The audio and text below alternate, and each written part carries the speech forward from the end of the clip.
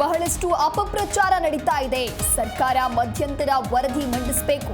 ಗುಂಡ್ಲುಪೇಟೆಯಲ್ಲಿ ಸಂಸದ ಯದುವೀರ್ ಒಡೆಯರ್ ಆಗ್ರಹ.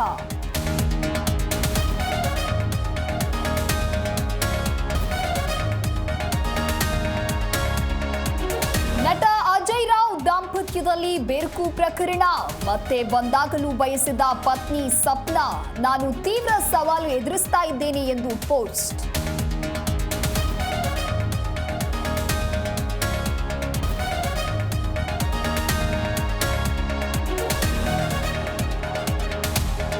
ಕಾಫಿನಾಡು ಚಿಕ್ಕಮಗಳೂರಿನಲ್ಲಿ ಅಬ್ಬರಿಸಿದ ವರುಣ. ರಸ್ತೆಗಳೇ ಜಲಾವೃತ, ಅಂಗಡಿ ಮಳಿಗೆಗಳು ಬಂದ್. ನಾಳೆ ಶಾಲೆಗಳಿಗೆ ರಜೆ ಘೋಷಿಸಿದ ಜಿಲ್ಲಾಧಿಕಾರಿ.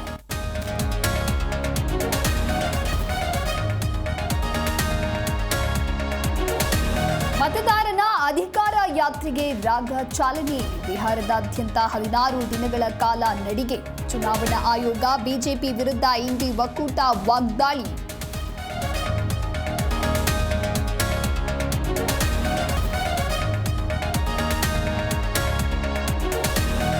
ರಾಜಕೀಯಕ್ಕಾಗಿ ವಿಪಕ್ಷಗಳಿಂದ ಸುಳ್ಳು ಆರೋಪ. ನಿಮ್ಮ ಆರೋಪಗಳಿಗೆ ಚುನಾವಣೆ ಆಯೋಗ ಹೆದರಲ್ಲ. ಮತಗಳ್ಳತನ ಆರೋಪಕ್ಕೆ ಆಯೋಗ ತಿರುಗೇಟು.